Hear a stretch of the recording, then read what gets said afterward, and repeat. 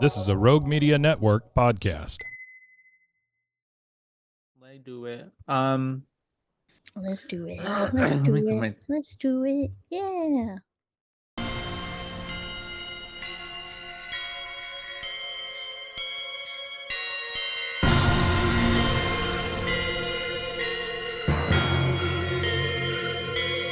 Boobaes.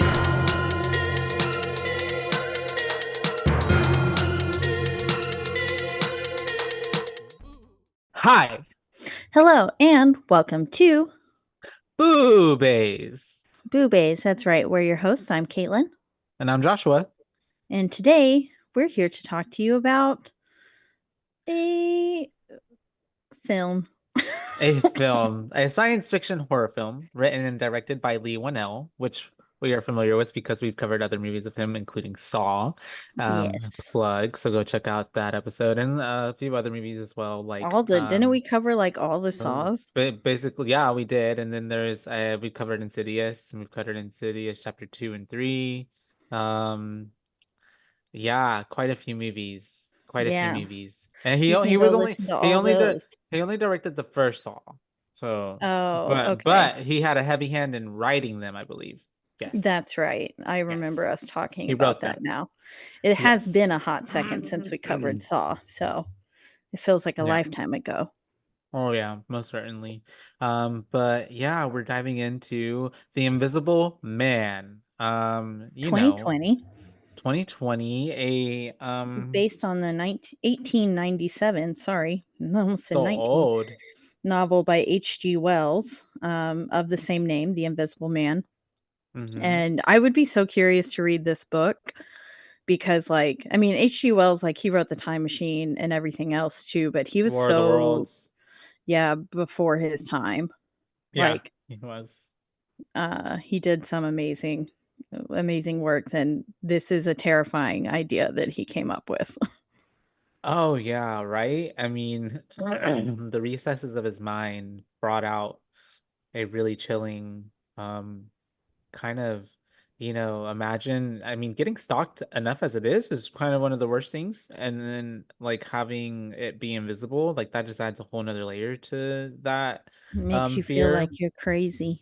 Yeah, like a master class in gaslighting, Exactly. And it is also kind of rebooting the 1933 film of the same name. So this has been kind of reiterated a few different times. Um, 1933? yeah, 1933. Wow. Yeah, that long ago, which like that makes sense because the book came out that long ago, so of course they adapted it, but it is basically essentially the seventh installment in a line of Invisible Man movies. Which I didn't realize there were so many. Yeah. And yeah, it stars Elizabeth Moss, who we recognize from The Handmaid's Tales and a few other things and movies that I will tell you in 2 seconds, like The West Wing and Mad Men. And she was Hmm. in Girl Interrupted. I honestly didn't even know that. I was on, that's great. Yeah, yeah. Huh, I wonder who she was in Girl Interrupted. We'll have to watch Anyways. it to find out. Yeah, I haven't seen that movie in a long time. Um, have you ever watched it? No, I don't know if I I don't have. know. It's it, Speaking of which, we were it might unsure be if I'd ever triggering. watched this movie, and I've never watched this movie. Okay, yeah, makes sense. Oh, and Girl Interrupted might be triggering.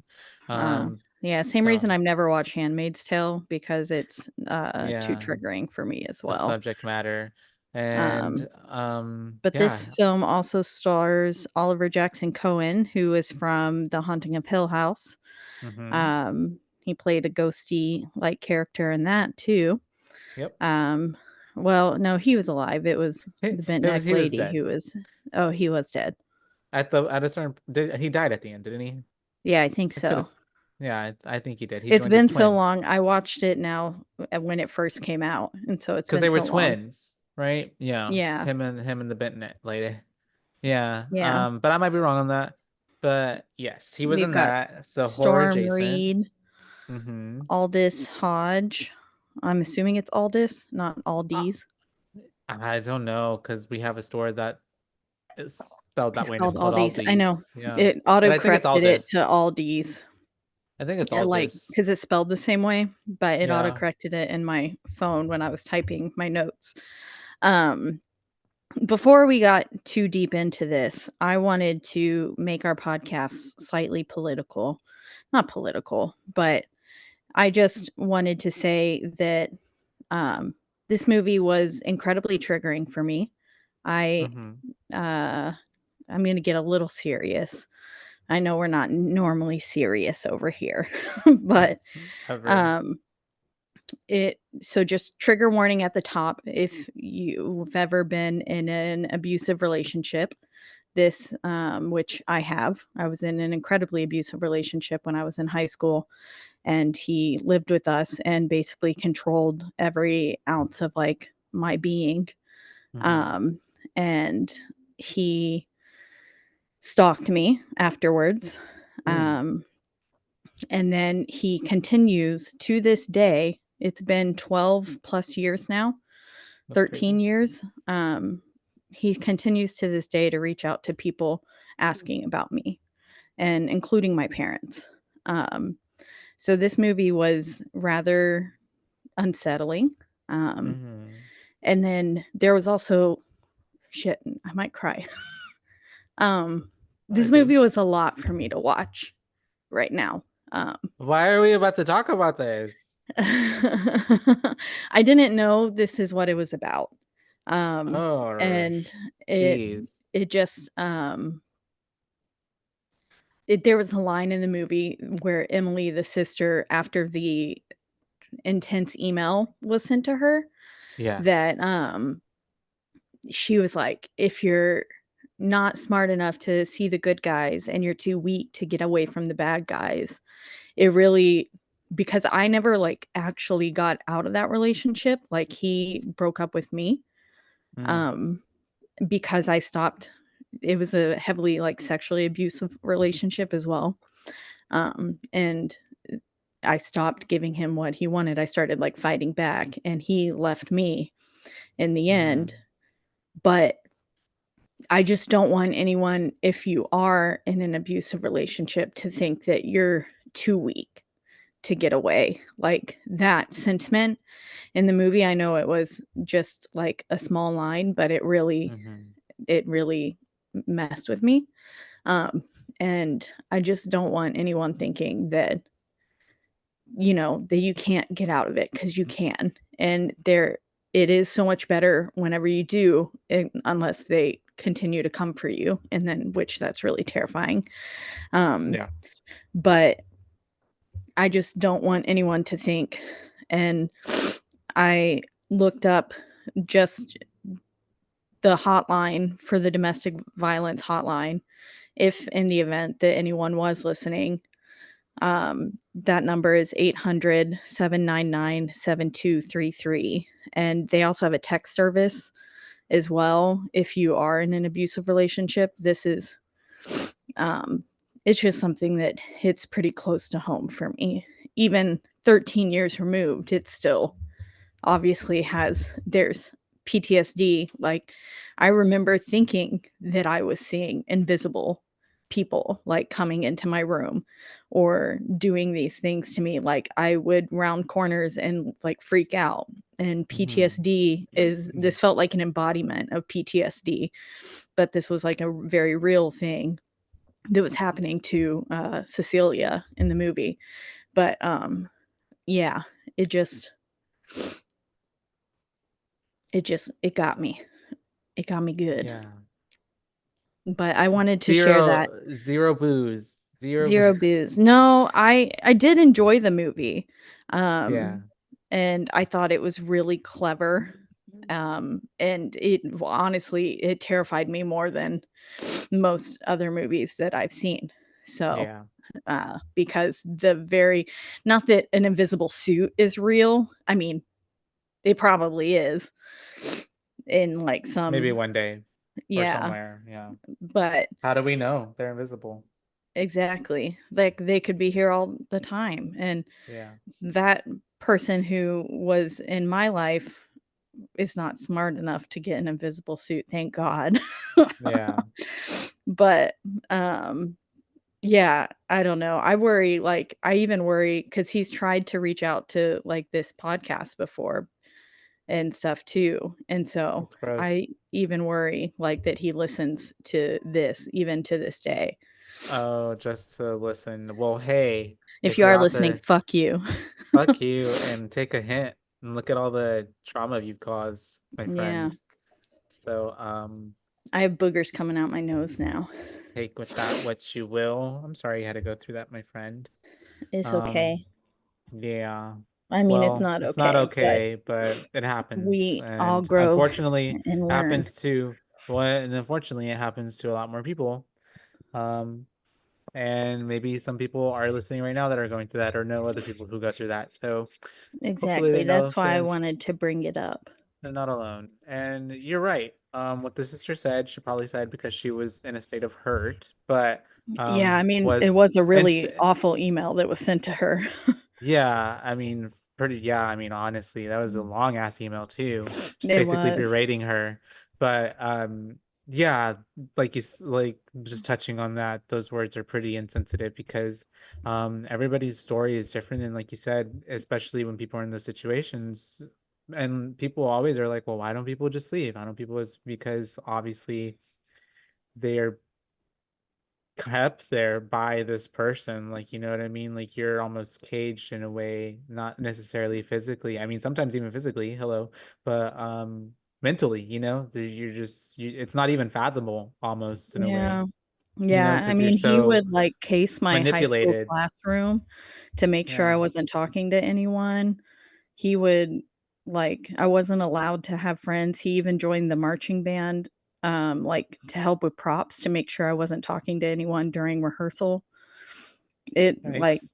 people can and will be that manipulative to control you, and everyone all the teachers thought they were like, "You're so lucky to be dating him," is what grown adults would tell me. They would be Yeah. like, he's such a good boy," and I was like, "Literally, these Ew. bruises I'm covered in are from him, not color guard," and Yeah. then they would be like, "He's so attentive to you," and I'm like, "Yeah, that's the problem." It's manipulation and love bombing Yeah. and deep insecurity on his part. He thankfully did slip up and people saw. Like one time sorry, I'm just gonna trauma dump now, I guess. But one time he took a tray of food from like the breakfast Oh, and you told me and he dumped it all over you, right? yeah, he dumped it all over me and in front of people. We were in the hallways of the school. So Yeah. like we weren't like there, but like people who knew me because they would later join guard Mm-hmm. um, saw it happen, and they like I remember them coming to me saying like, "We saw that happen to you that day," and it was so sad, and I was like, "Oh, Yeah. I mean, I appreciate it, Yeah. but yeah, it sucked." I was like 2 years too late. I'm just kidding. Yeah, I'm But like, "You didn't say anything then," why but didn't you save me? But that's also a situation. I mean, but most he was also, people, like, a guy too who was well, like, built mm, and stuff, like, he was pretty scary, he was really strong. well, I think also in most situations too, we're trained, and a lot of people are kind of trained to turn a blind eye or just not get into that. It's not their business. You know what I mean?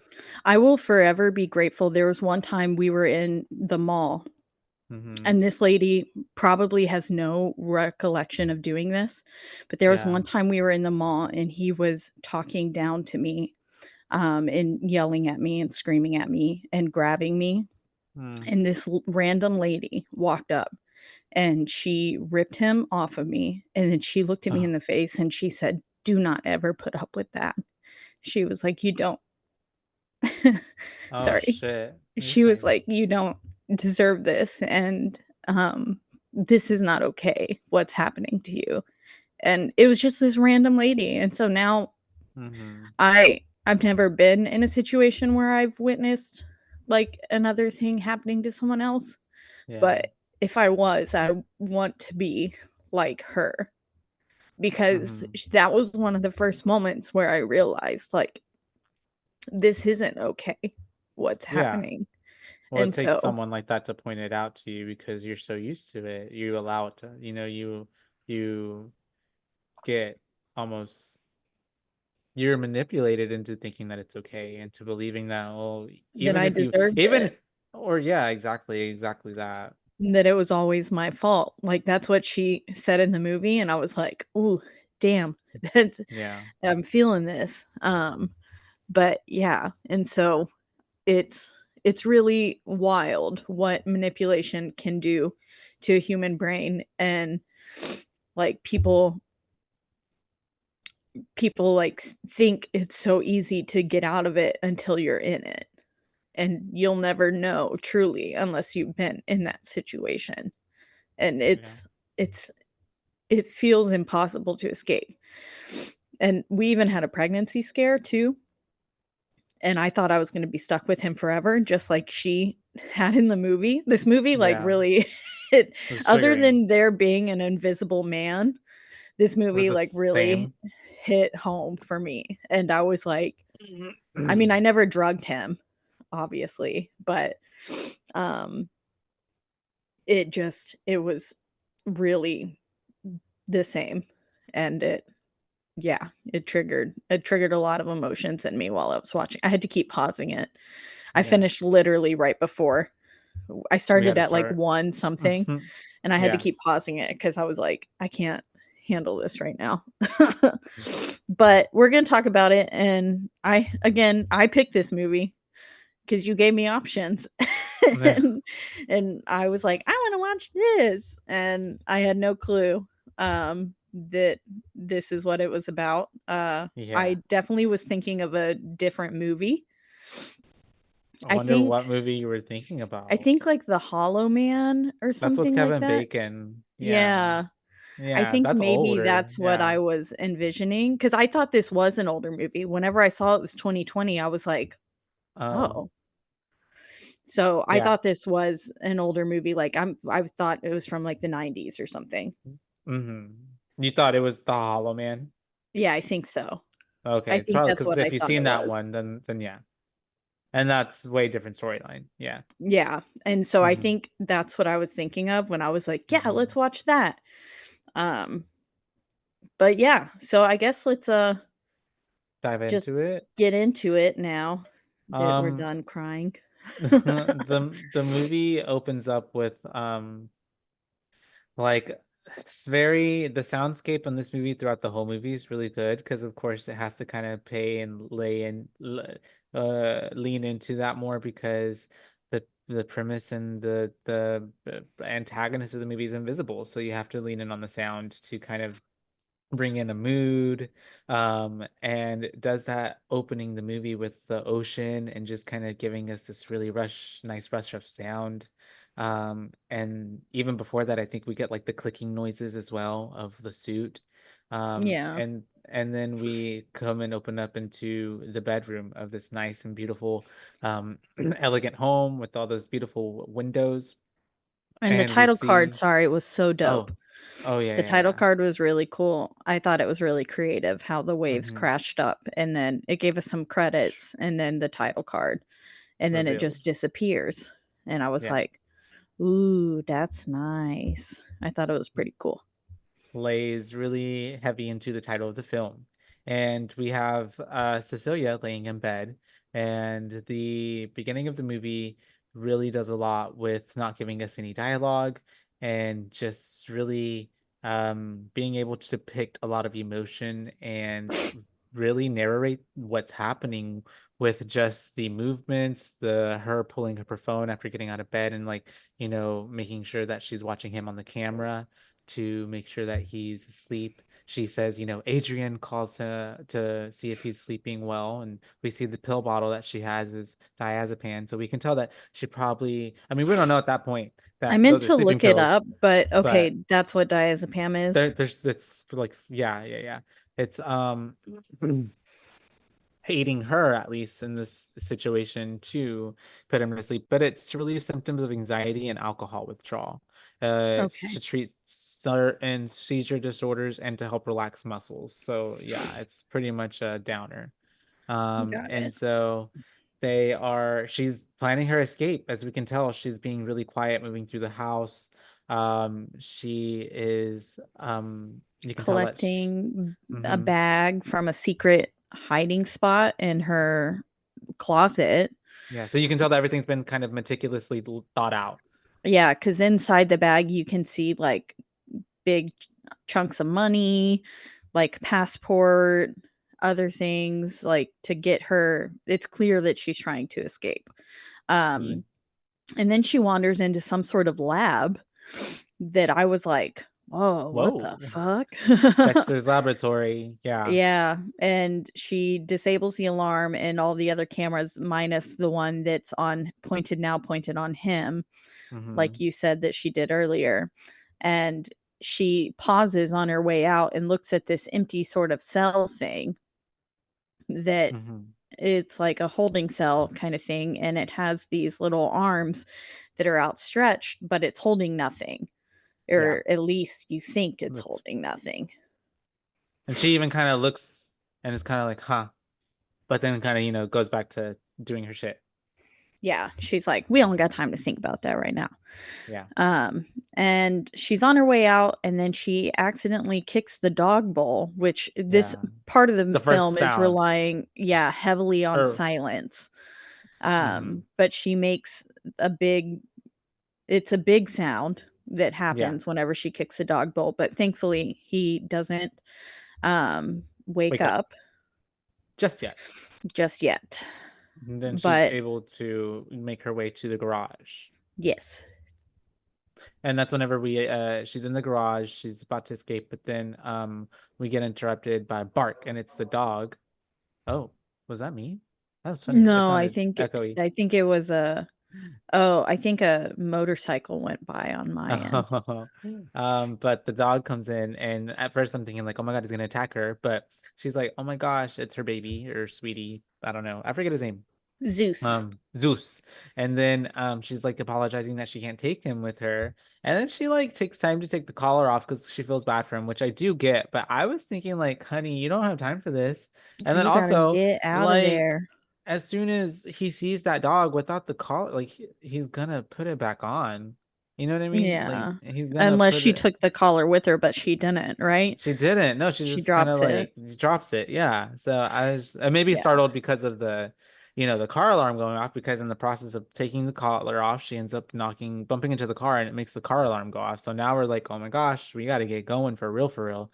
So she ends up uh bolting, basically leaving the garage, running out, running like through their land and then over this fence, and then ends up in like essentially a little small woodsy area, running through that, and then making her way all the way to a road that's on the other side.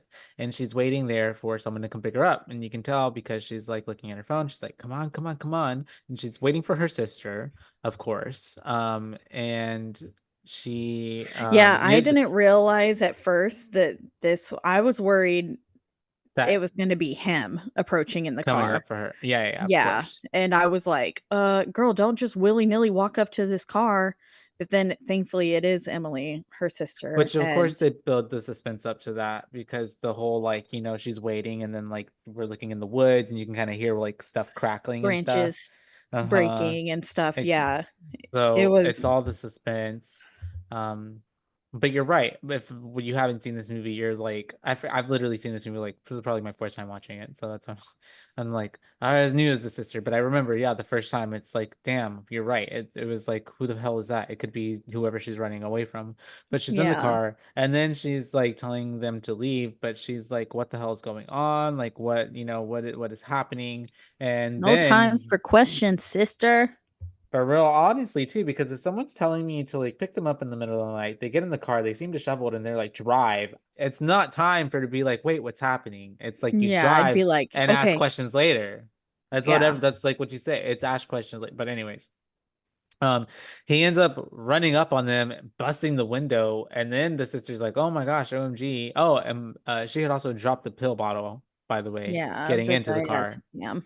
Yeah, and so they end up doing that, and they drive off, thankfully, get away, but he's just kind of there, picks up the pill bottle, and is just looking at them drive off into the distance. Yep, And then we cut to a 2 weeks later jump, 2 weeks later jump, and we are in a house.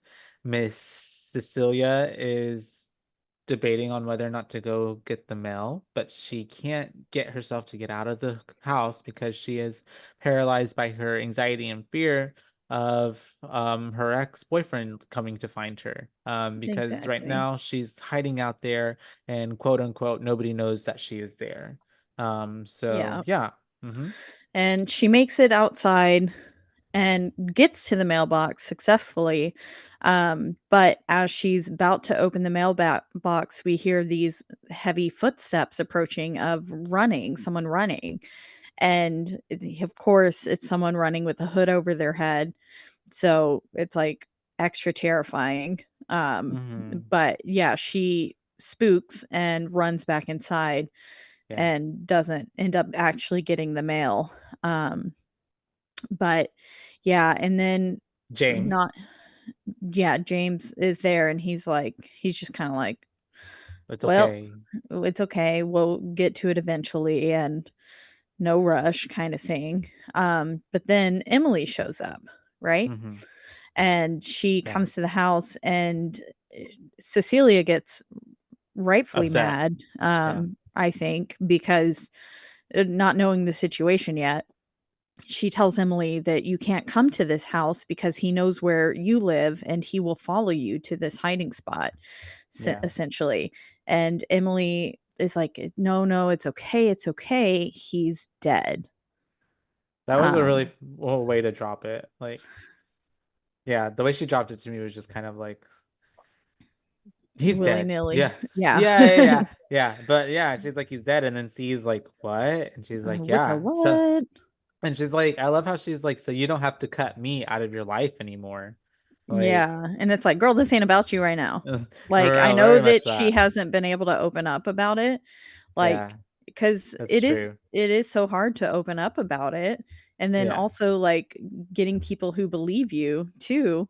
Like, the first time that I'm basically an open book at this point, but, like, the first time that I ever wrote about any of the, like, abuses was for a school paper, Mm-hmm. describing, like, the greatest evil or Yeah. something, and I was like, "Oh, you want some evil? I got evil for you." And I Mm-hmm. wrote a paper, and I showed it to one of my friends, and she was like, "You make it sound like he raped you." And I was like, "He He did. did." And Yeah. it just like people, even the ones that are closest to you, will not listen Yeah. sometimes, and it's it's Terrible. terrible, yeah. But, Horrible. terrible What it and is. terrible. They're all gonna burn in hell. Whoever told They you are. that, whatever little girl that is, she's gonna burn in hell, and her I whole hope family's not. probably gonna burn in hell. She's doing well now, so I hope, Oh, and I'm doing okay. okay now, so I hope that she won't, but We're still probably gonna burn in hell, Caitlin. Anyways, it's true, we're a couple of hellions. and so then, after all of that, and he's dead. Oh my gosh! And he's kind of like, huh, okay.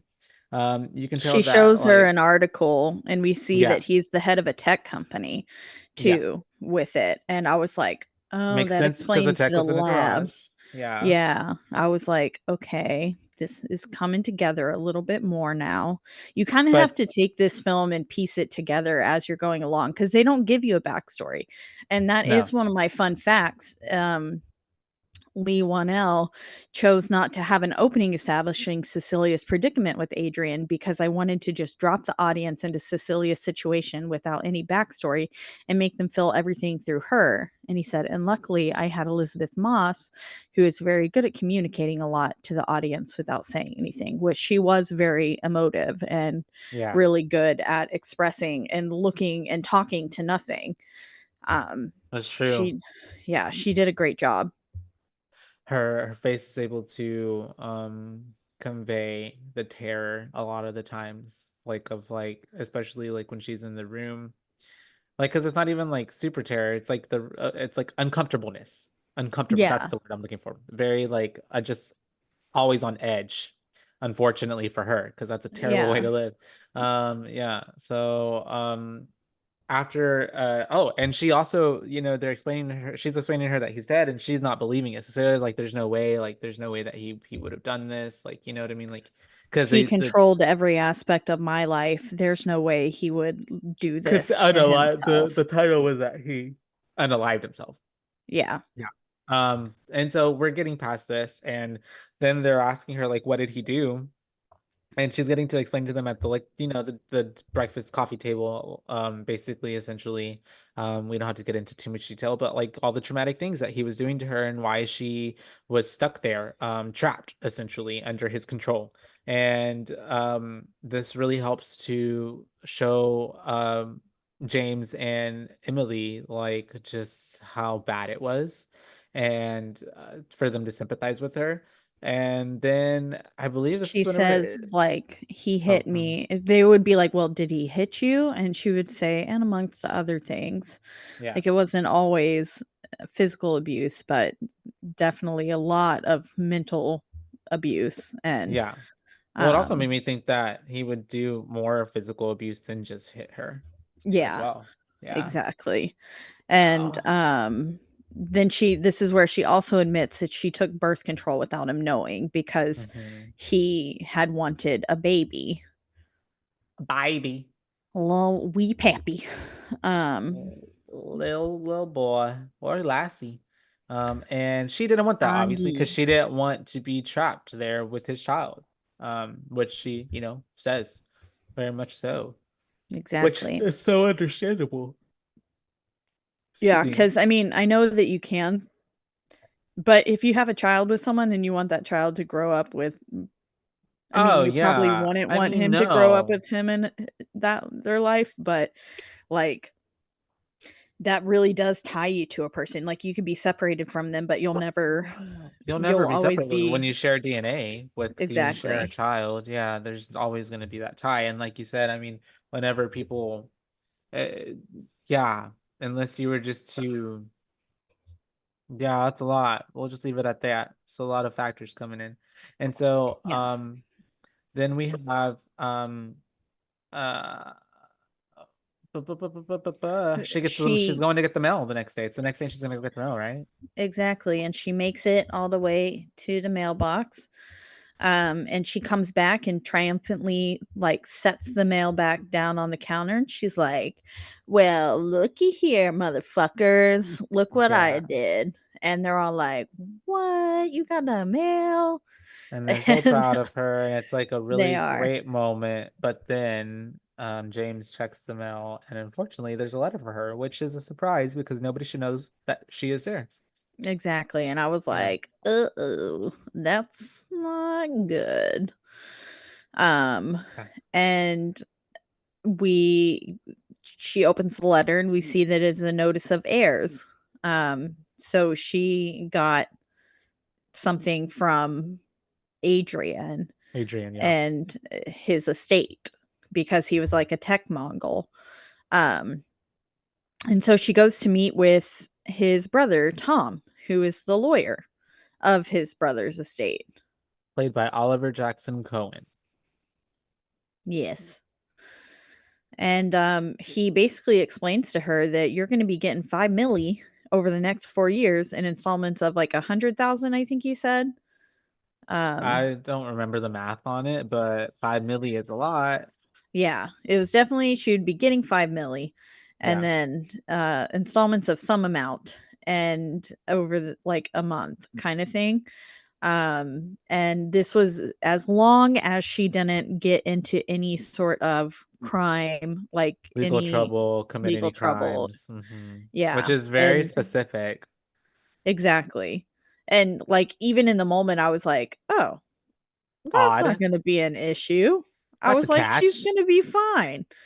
And then later on I was like, "Oh, she's not going to be fine. This is not good." Yeah. Oh, it's so sad, but yes. I know. And uh, and then we have this brother meeting lawyer situation happening with her sister there, thankfully, acting as her not lawyer, but as her I guess speaker, or I'm not sure. Um um but then we had Then um they're giving gifts out at the house, mhm, and mhm. it's time to gift a ladder to James and Sydney.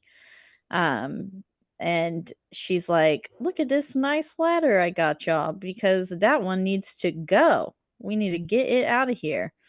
And they're giving out ladders, and then she says, "Oh, but Sydney can use this ladder too because look at what is that? What is that?" What's up there? And It's a letter that you need a ladder to get. exactly. So Sydney climbs up the little ladder, gets in. She says, "It has my name on it, and it looks suspiciously like your handwriting."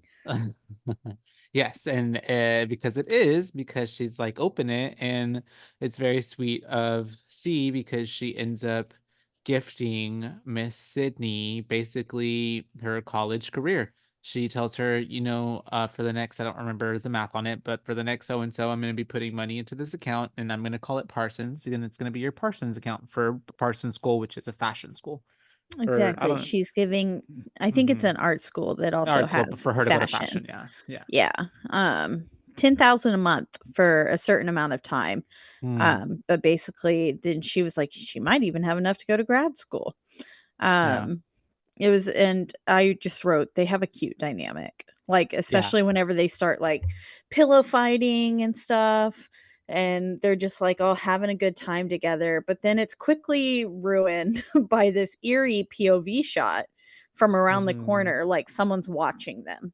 Like we Yeah. were the ones watching and intruding on a intimate Conversation moment. situation. Yeah. Yeah. Because then they start to And celebrate because they want to break open champagne.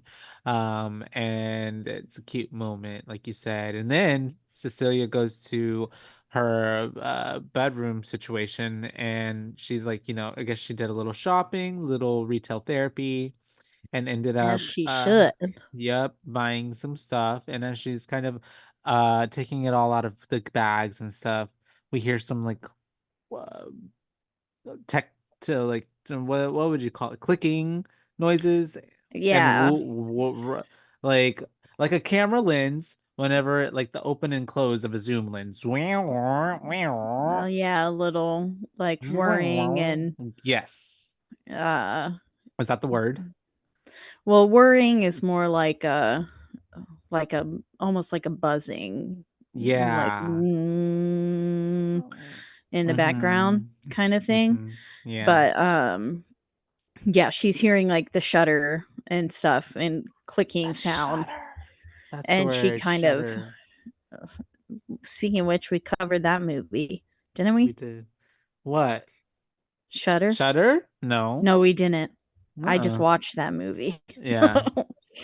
We haven't covered it. I'm You should have thinking took of what's notes. the one with Baba Ganoush? His name's not Baba Ganoush, but The Bagdul. Babadook?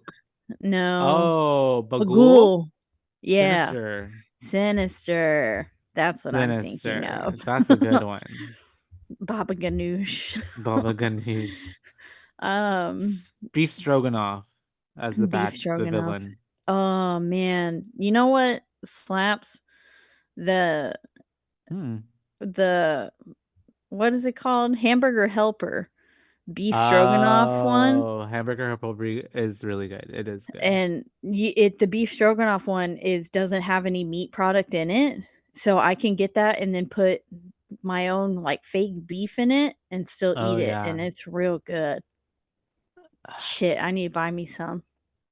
So how do they get it to taste like beef? The meat The seasoning? alternative? Yeah, it's like a little bit of the seasoning and the texture because it's like a beef crumble, like you Yeah. crumbled Uh-huh. beef. Yeah, Um, yeah, for sure. That's and interesting. I it's hope they're it's not pretty lying to you. convenient. Yeah, I hope not too. I've just been eating cows for 15 years, Just minced thinking up that cow, just powdered cow. Um, but yes, we have all of this going on. she asks for the stroganoff. I have no idea. No, I'm just kidding. But She hears that's the whenever we clicking have sounds the and clicking, freaks all out. that. Yes, Or and not freaks out, but she's like she's got some uncomfortable harsh because she breaths. has Yeah.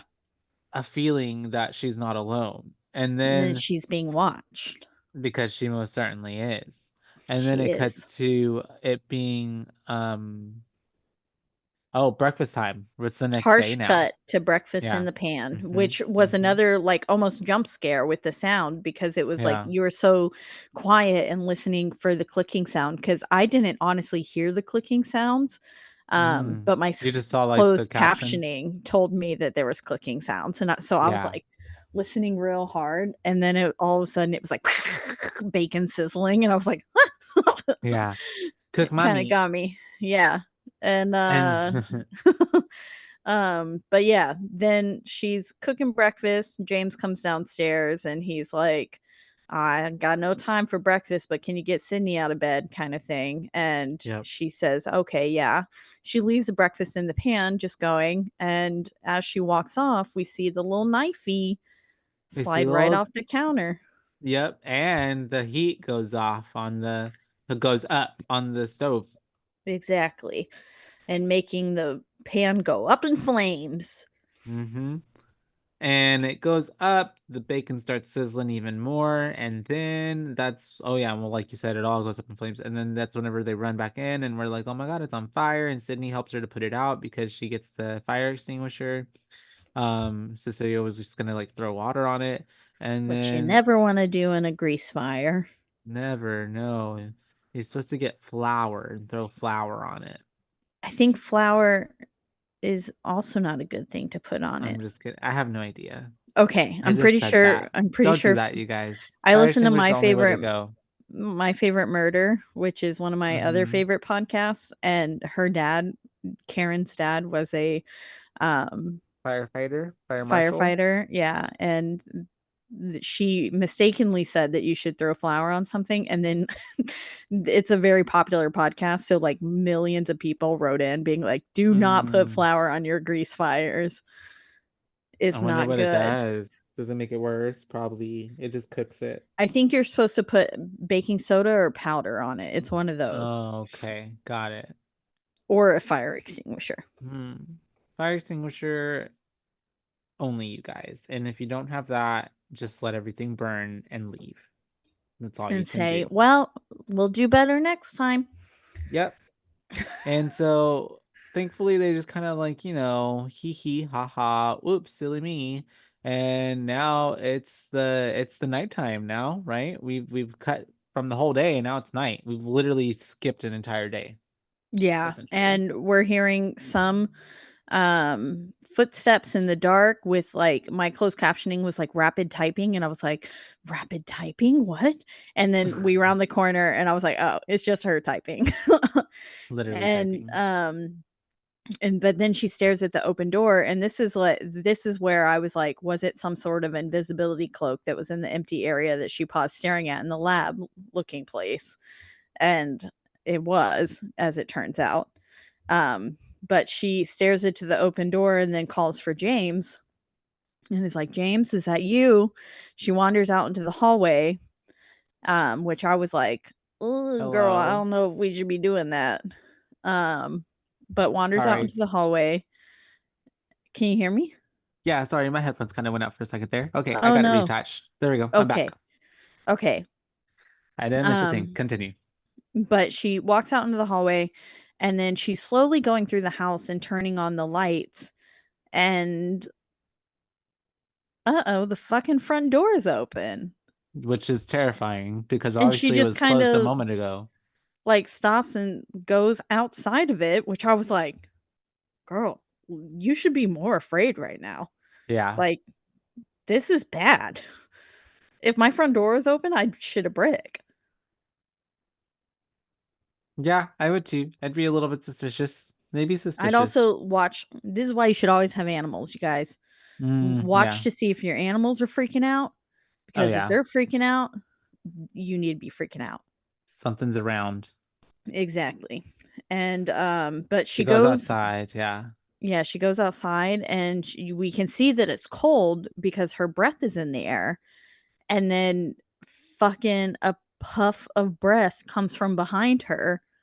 And I was like, oh, Terrifying. nope, nope, nope, Yeah, it nope, comes nope. out from behind her, so we're just like, oh my God, you're not alone. And even in her face, you can tell like she's like, like when the air displaces around you when something gets close to you. I feel like she could tell that something was there because she kind of looks over her shoulder real fast and then turns around and looks inside the building, inside the house, but nothing's there, of course, because obviously he's invisible and she can't see him. So she's like very much still spooked, but she goes back in and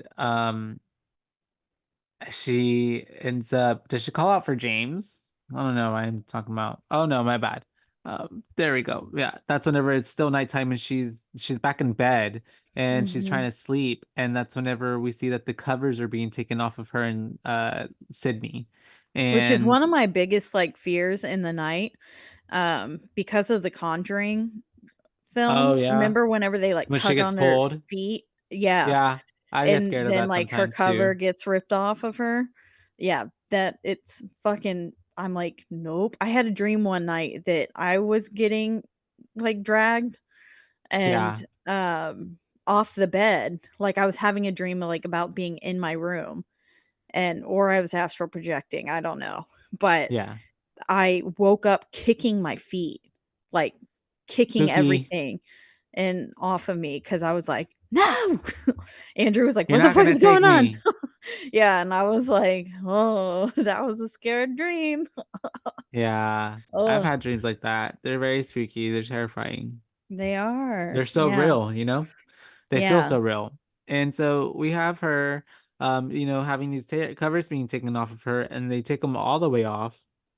And then we see these flashes of light going off because there's someone taking pictures of her.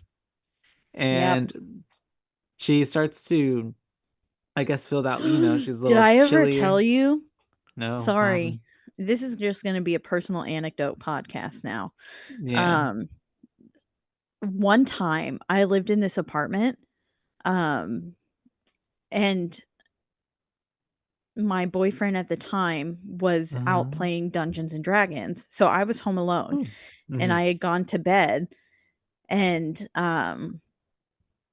there was I always had this feeling that I was being watched in this apartment or like that someone else was there. Ghost. Yeah. Yeah, ghost or like someone living in the attic kind of thing Mm. because there was an attic area. And then so boyfriend was gone and I woke up to and like was going through my camera roll the next Mm-hmm. day and in my camera roll when a time when he was not home and I was asleep, there was a picture from my bed's point of view just facing out at the door. So like it looked like I took the picture in bed, but it wasn't like one that I like accidentally flipped it open. Yeah. Like it was a completely like still version of like a nice like solid steady photo of my bedroom just Yeah. in the dark with the hall light on illuminating it and I still to this day have no idea how that picture got on my camera roll. That's weird. Unless you were Yeah. sleep photographying, Yeah, I could have been sleep photographing. sleep snapping. No, I don't know. That's weird. That's kind of spooky. That Yeah, is it very was really spooky. spooky. He was fucking with you, but Yeah, no, you but said he was gone. I don't yeah, know. he was definitely gone because he also was like, no, I have no like he was Couldn't like explain it. yeah, and like his friend was who was there and the same D&D group as him was like, yeah, no, he was because I asked him later. He was Yeah. like, yeah, no, we didn't finish our like round We were until there all later night. that Yeah. night. Yeah. Yeah. And so it wasn't him. Not the first time, not the last time. We're going to talk about it. You are susceptible to beings and creatures and That's true. entities. I do have lots of ghosties. Yeah. Well, I think it's because I think it goes along the same lines of like you were such an open door, like open book. Literally, Love is even an the open ghosties, literally, door. even the ghosts are like, oh my God, it's a body, it's a soul. I'm gonna try We'll to take smash it. it. Yeah. Yeah. Uh-huh. I read this like creepy pasta once about this like spirit that like it was on the no sleep Reddit. Uh-huh. And it was like about this spirit that would borrow the kid's body, and each time like it would That's borrow the spooky. body, it would like take Take more and longer and more. longer in it Yeah. until it eventually just pushed her spirit out altogether and then lived in her body. And then she was there watching and then started borrowing other people's bodies. That's crazy. It kind of sounds like Yeah. the opposite of the premise of Talk to Me. How the ghostly Mhm. spirit got inside the body and then they were like, just let it dissipate and he'll get better. Yeah. Essentially. But it was really strong at first. Yeah. Um, Anyways, we she are, having yeah. photographs taken of her while she sleeps. Yeah. And then she wakes up, she looks up, and we have this spooky jump scare of the like basically coat rack with the coat and a hat and everything to make it look like the silhouette of someone standing there, but it's not. And so then she's like, "Oh, Yeah, because spooky Sid was spook." into fashion, so I think it Mm-hmm. was like a fashion mannequin of sorts, like for her to be able to like sew and stuff. Yes. And It was scared me. I was like, "Someone's at the foot of the bed." and then she ends up getting out of bed to kind of you get the blankets off the ground, I guess. Mhm. But that's whenever we notice the chair, right? Yeah, the chair almost looks as if someone's sitting in it, and Yeah. she's like, nope." So then she throws the blanket over the chair as a test, and it doesn't form a body, it just goes over the drapes over the chair, but I was Yeah. like I was holding my breath. I was like, "Oh shit, we're gonna see a Someone's gonna body." be there. Yeah, Yeah. and, thankfully it wasn't, and, but then she's going to pull the sheet up onto the bed, and she's hearing the clicking sound again, and then something standing on the sheet, and she can't pull the sheet anymore. Spooky. Yeah, and then This you part see a is spooky. footstep step onto the sheet, and I was Yeah. like, "Oh, no, no, no." Because if I see that, I'm running out the door. Yeah, Like not, there's like, no waiting for it to get closer to me. not playing tug of war with it. Because Yeah, she's literally like pulling on it. And at that point, if they're like after the first pull, I'd be like, no, because obviously something like there's supposed to be nothing there, and some force is keeping this from you. yeah, exactly. It was terrifying. Yeah, and Um, the way the steps got closer to her too, and she's just standing there, not even like moving back or anything. yeah, and eventually she like, once they get close enough, she drops it, screams, and screams for James, Yeah, and she's like, "James, James, come in here." And he comes in, he's like, "What the hell's going on?" And Sydney's got her pepper spray, which will come into play later, and she's like, "Ah," and he's like, yeah, "What, girl, put that down." And she's like, "You bought it for me." It was yeah, cute banter, but then he says the very real line of, "Adrian will haunt you if you let him. yeah. Don't let him." So essentially, it's already kind of building up, um, kind of painting her as like crazy, like she's losing her mind essentially. Yeah. Uh-huh. And the next day we have her, and he's telling her that she needs to get some sleep because the next day she has her big interview for work. And she ends up having her interview for work the next day. Um, why do I have a note about a ruler? What's with the Mm, ruler? I have no idea what's with the ruler. I But don't know. she gets to work, she's getting interviewed, and she's trying to show them like her portfolio of her because she's an architect of her previous work, and there's no artwork in there for her to show, and she's very befuddled because she knows that she put it in there and she's trying to explain that she did, but also at the same time she's starting to feel a bit woozy and sick, and the dude who's interviewing her is like, are you okay, like can we help you? But before she can really do anything or, explain herself, she ends up getting up and passing out, Yep, she hitting the ground. collapsed, and I I was really like, like I "Oh, really like that's how so embarrassing." it is. I really like how the camera like followed her down. Yeah, that was a Mhm. cool shot, and then we just end up on the ground with her face to face Yep. almost, and, then we flash to the hospital. She's in the Mhm. hospital and they're saying, we'll call you later this week to go over the blood work. But as of right now, you look to be okay, so you can go home. Yeah. You remember when we watched Candyman? Yeah. A lot of right before they went to the hospital too. A lot of the shots, like in some of the other parts of the film, like of the cityscapes and the landscapes. It reminds me of Candyman for some reason. I don't know if you remember like how it Oh, would show the city and stuff. yeah. Mm-hmm. I do But remember any that. but yeah, where she gets discharged because it's basically, there wasn't much than what they could do for her and she was feeling better. So she ends up at home. She's like getting showered and stuff. And I can only assume maybe it was, I don't know if it's the same day, if that's how fast their test results come back, but she gets a phone call from the doctor and she's alerting her to tell her that, like, hey, I want to inform you that the reason that you fainted is because you had a heavy dosage or concentration of diazepam. And she's like, but what? I don't take diazepam. And then we see the pill bottle is there on her counter in her bathroom, the same pill bottle that she drugged Adrian with. And she at this Exactly, point because is it's now covered in super what the his fuck. yeah, because it's covered in his bloody fingerprints. So we Mm-hmm. know that it's for sure the same bottle that she lost the night of her escape.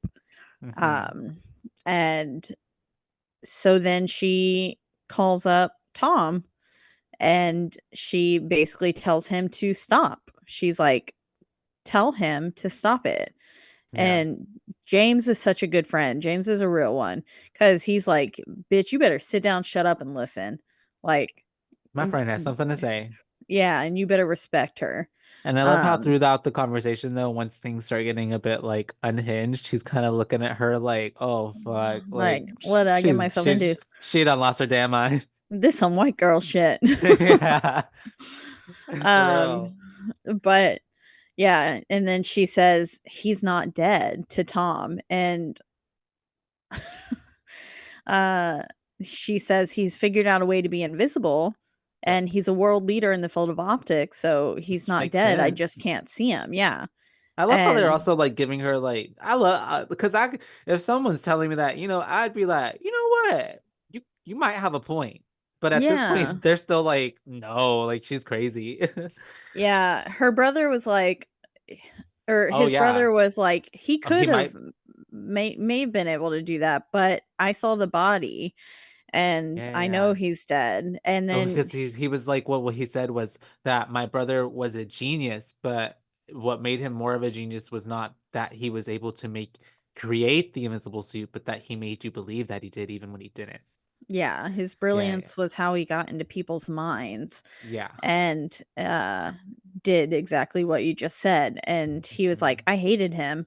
Um brother says, and or that's what the brother says, and he's like, we have that in common. And Yeah. he was like, I was relieved once I heard that he was dead, kind of thing. Crazy. Those kind of Yeah. things you just keep to yourself. Yeah, exactly. Hmm. But and he finishes with the line of, don't let him win by bringing him back to life. Yeah. You know, going on later on into the movie, and then like you find out more stuff. His brother's pretty sleazy as well, of Yeah, course, obviously. But like, yeah, it's gaslighting masterclass for both of them. it And I love was. how his, and then this is whenever she ends up basically calling her. She visits her sister after this, right? Mhm. And this is where we get the nasty like interaction because then she's like trying to get help from her sister, and then her sister's like, you know what? If this is how you really feel about me, like basically like fuck off. And then she's just like, what? And she's like, the email you sent me. And then she's like, I didn't send you an email. And she's like, you need medication and you need to, and then she says the really triggering line from earlier that you said. And then that's whenever she just shuts her out. And honestly, like I get it, like if you get an email, but like also too, like especially too, they obviously don't have, I guess, that great of a relationship, right? Yeah. Because even at the beginning when she's picking her up and she's like having to like know what's happening, like like or maybe that's just her the character that's barely type A, which she does give, but Mhm. she yeah, just slams the door on her, and I thought I was like really cold. I was like, that's really fucking harsh. Like, especially like when someone's going through a crisis, even if like they were to send that, they're obviously going through something, and like you need to talk about it, not like just Yeah, literally not just shut shut them her out. out. Yeah, because Yeah, they're obviously lashing out about something, like, if they even sent that, you know what I mean? Which, and exactly. and then the fucked up part, she didn't even send it because then Yeah, she she didn't. she gets to go home, look at her computer, and see that it was sent from her email address, and like it's this long ass email, just basically saying like, I don't want to know you anymore. Like, I wish it was you that died instead of him, and I feel suffocated by you. Yeah, It's just a real lot of harsh. terrible things to say to someone who, I mean, I get it why she's upset, because in her mind she's like, I'm only trying to help you and take care of you, and this is how you treat me. Yeah. Yeah. But And and then then this scene really like kind of was very heartbreaking and triggering to watch as well, because like she's just there in fetal position crying on the floor for a long yeah, time. and sweet Sydney comes to help, and she's Yeah. like, "We can have a girls' night, eat some cake, and just have a good time." But then they're in the middle of like kind of lightening the mood and talking, and all of a sudden Sydney gets slapped and like Bitch thrown slapped. clear across the room. Yeah. Um, Like he used a heavy hand. like I think her nose was bleeding, I'm pretty sure it was more than a slap. He like punched her. punched her or It was something. like Yeah, a, yeah. and Because she, yeah, like you said, flew across the room, and then even Cecilia's like, "What the heck?" She's like, "What?" And then Sydney's freaking out because she thinks Cecilia did it. yeah, because who else would have done it? I mean, Right? Yeah. Nobody else she is in just the got room, hit. She doesn't know and what's going and the on. way Sydney's face like wasn't looking at Cecilia right at that moment, it could have. Yeah. Yeah. And James comes in and he's a papa bear. He goes to her defense really quick and is like, Cecilia, you need to get the fuck away from my child. Mm-hmm. And I'm gonna get her to a safe place. Mm-hmm. And so basically they leave. And then Cecilia starts yelling at Adrian to come out, and she's like, "What are you doing hitting little girls? Like, you can come out and hit me," kind of thing. And she's just kind of egging him on. Yep. And then she grabs a bag of coffee and sprinkles coffee grounds all over the floor, and I'm like, ain't no way there was that much coffee in that bag. For But real. but okay. Perfectly good coffee. Yeah, and spills the grounds all over the room, so essentially she could see his footprints, I'm assuming, if he was to come near her. Yeah. But he's smarter than that. Um, and so he waits at the doorway, and it's a Mhm. good way of protecting herself for now, as she's asking things like, "Why me? There's nothing left for you to take. You've already taken it all. Like, there, why? Why are you doing this to me? You could have had Mhm. your pick of any woman, and yet you chose me, and we just met randomly at a party one night, kind of thing. And Yeah. again, it's just me. Like, why?" Because he abusive.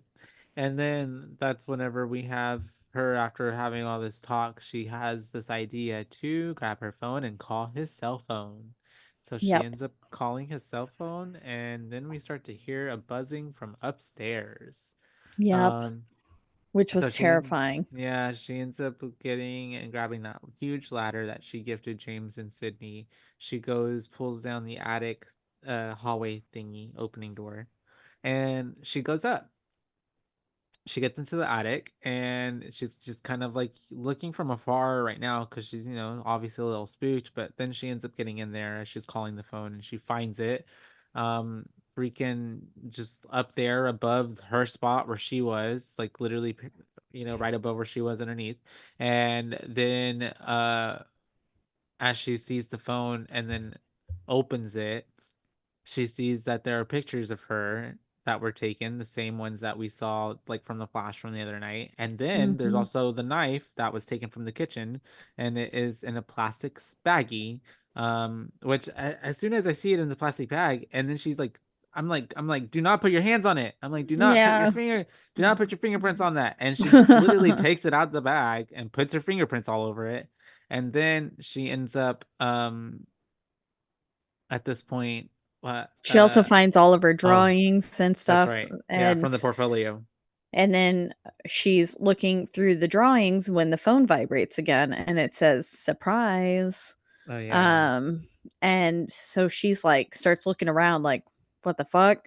And goes back over to the hole that she climbed through and to the ladder, Yeah. and this was a really terrifying moment when she dips Gets the the can of paint paint. Yeah. onto him, and it pours down, and there's a person there. Someone was Outlines his definitely entire there. body. Yeah. Yeah. And I was just like, and it looked porous and stuff too. And I was just like, what the fuck is going on? It looked like a golf ball. Yeah, exactly. And um the figure runs off, knocking the ladder down in the process. So it takes her a hot second to get down off the ladder. And she's Mhm. walking around the house with the blade out. And the faucet turns on in the Kitchen. sink. She goes to investigate, and it's full of paint. So somehow he's washed all the paint off of himself in the small Of this amount of technical time. suit. Yeah, that's what I was thinking too. I was like, that is, and there's none of it's all over the floor in the kitchen. It's just all in the sink. Yeah. Yeah. Didn't seem Yeah. too terribly realistic to Unbelievable. me. Far-fetched. Same Do it deal, like, again. whenever she cuts into her wrist later on, Oh, yeah, yeah, yeah. I was like, "What the fuck happened Well, to her wrist?" it's Because like, she was, well, like she cut deep r into that hoe. yeah, and she was, like, Yeah, running around and getting she dragged needed and she stuff, and needed there was no quickly medical blood. attention. Yeah. Yeah. They later on, when she goes to the house for dinner afterwards, she has a bandage on her wrist, but I Yeah. was like, so there's some continuity there, but, like, there was a major continuity error with her just having no blood Mhm. running off of her arm and stuff during that whole fight scene with the cops, Yeah. and how she wasn't passed out from a lack of blood. I agree with you. I feel like there's a plot hole there. Yeah. And then that's whenever she ends up, where are we?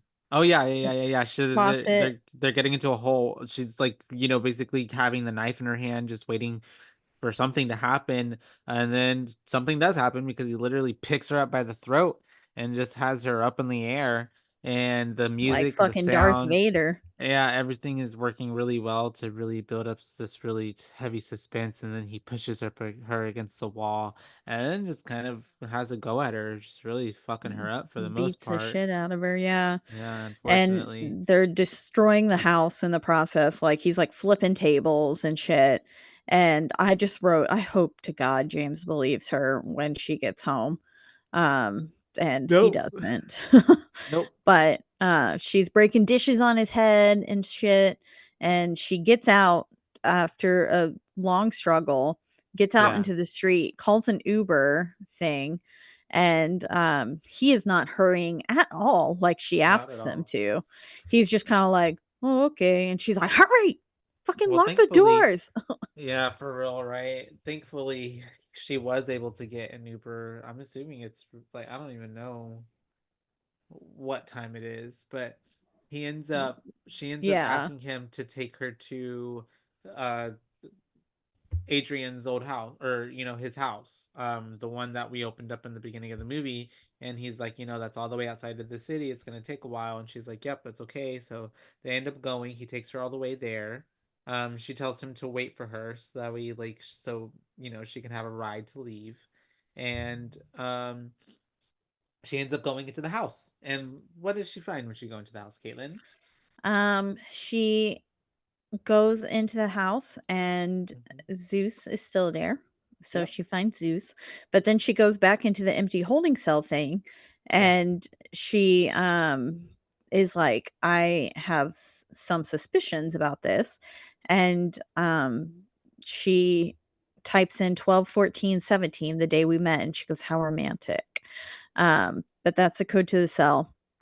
And she gets in and she realizes there's this footage on the wall that's being projected from Like the seemingly POV. nothing. Yeah. Yeah. and there's some sort of camera there.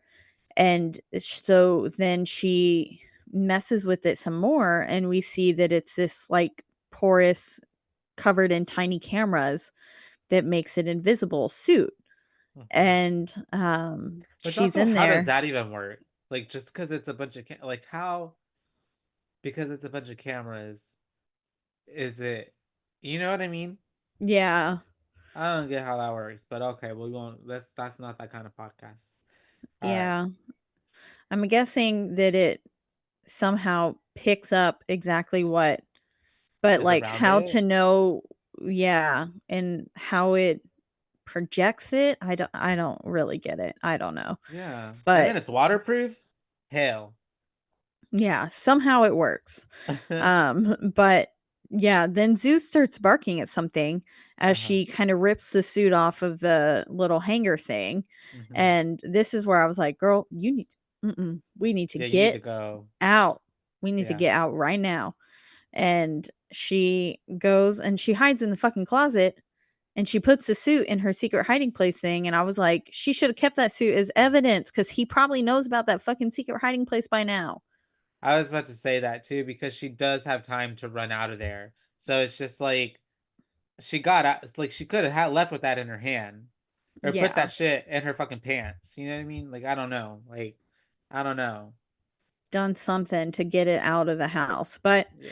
we need it to be in the house for what happens later. So I guess that's why she leaves it there. Yeah. Um, but she's then in the car and she's making phone calls saying she doesn't have much time left, and she's saying like, I need to meet you in person kind of thing Yeah. at 8 o'clock or whatever time it was.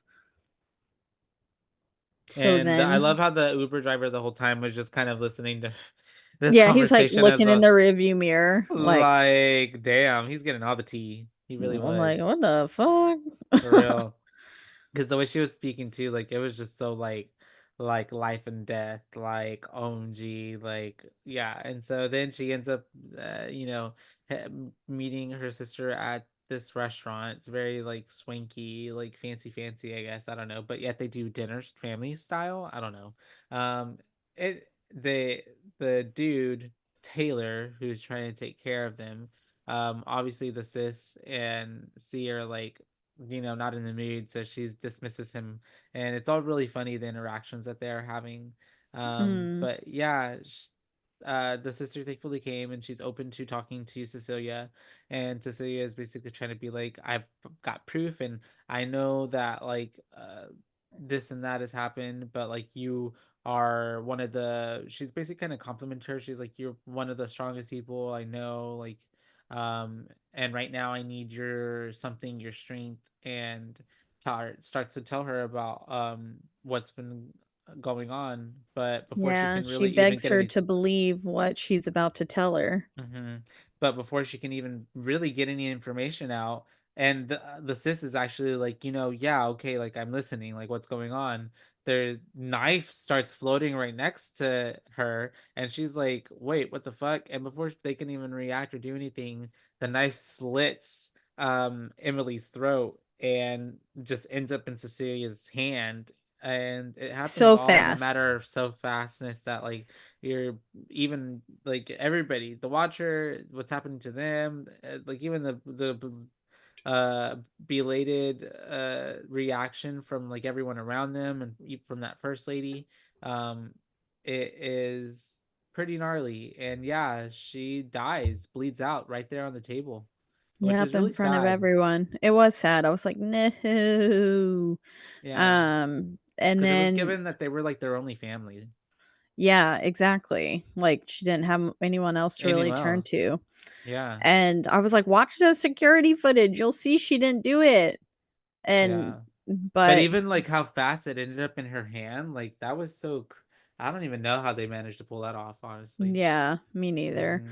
Hmm. But they end up taking her into a tiny room, a holding cell, and they are tying her down and medicating her as she's screaming all the while, like, I didn't do it. He did it. He's here. He's in the room with us right now.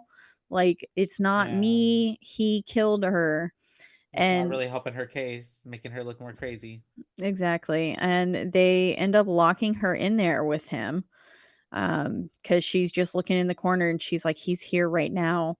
And they're just like, okay, The little full. lady, go back to sleep. And then he says, surprise, and the screen fades to black. Yeah.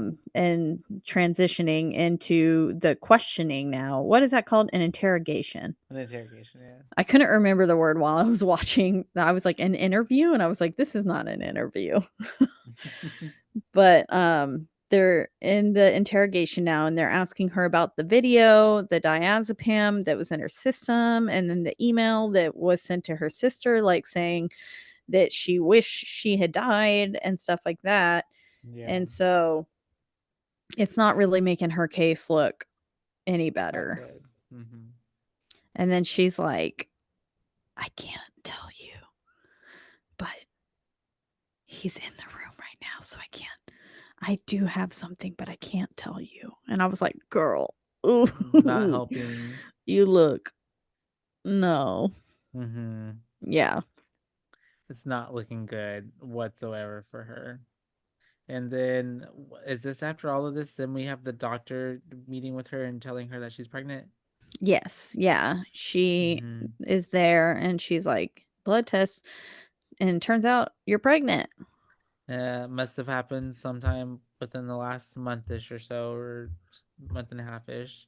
And then that's whenever she's kind of like, you can hear like the doctor talking and it's fading and going into the background because she's kind of having this moment of freaking out, understanding that she is pregnant with this man's child when she knows that she was like trying to stay on birth control and stuff and kind of go against his wishes. But we find out from her meeting with Adrian's brother, Tom, I think that's his name, Yeah. the lawyer brother, that, uh, Adrian knew that she was trying to take birth control and switched her birth control out with like basically sugar water pills. Yeah. And then for a placebo effect. And then that's whenever we have him basically telling her that um, because she is in the situation that she's in, she is basically forfeiting all of her money and stuff because she's technically committed a crime. She can no longer Mm-hmm. access that. But because of now knowing that she is pregnant, which I think even I, I don't know if did Adrian necessarily know at that point, or was that just confirmation for something that he thought he knew? Because I I don't know think that he was I think he was hoping she was pregnant, but I don't think he knew she was pregnant at that I point. think he was in the room when the doctor told her. No, no, no. I know. Yes, that part. But like Okay. before, like Oh, okay. you don't think he knew, did he? I don't think he knew. No, I I don't don't think think he he knew. did. I think this is what changes it at this point because then he's like, the brother's like, well, now Adrian is saying, if we just basically just let's just put this all behind us, and if you just come home and live and have the baby, everything will go back to normal. It's fine. We can Everything will have be a new fine. life and Mm-hmm. it'll be with just one phone call. It's time to stop playing games.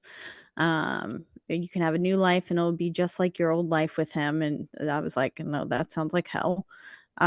Just make one phone call. And then she's Yeah. like, Nah. absolutely the fuck not. She's like, Adrian killed my sister and you helped him. Fuck And off. he's like, yeah. And then she throws everything off the table.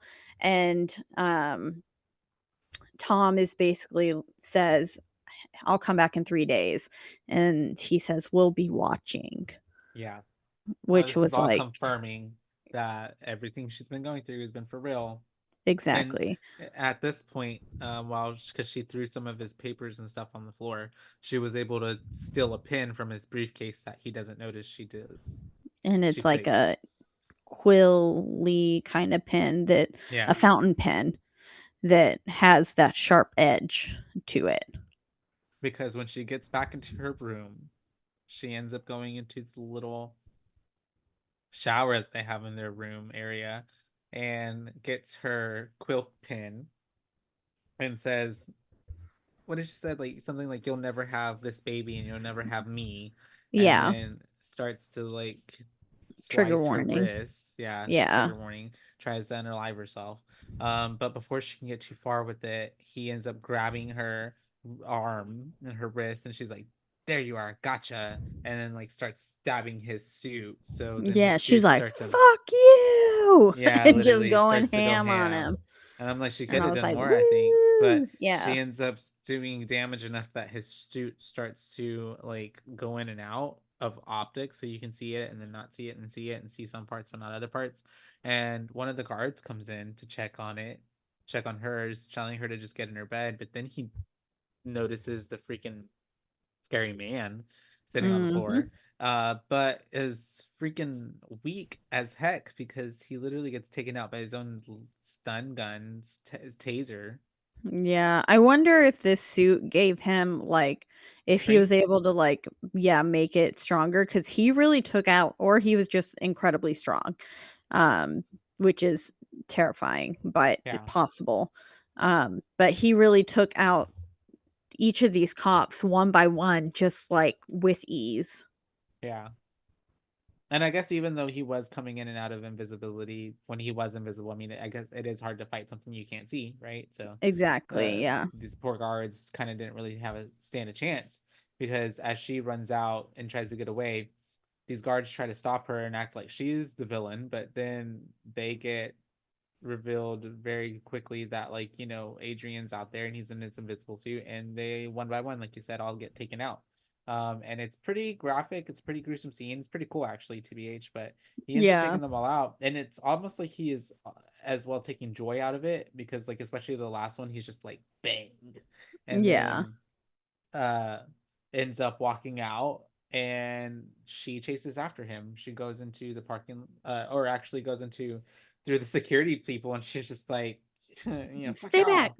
Yeah. Yeah, She gets up, walks she's out. ready to fight, she's got that gun, she shoots at him in the Yeah. fire escape, goes out in the rain after telling them to watch out, and is shooting at him just like that.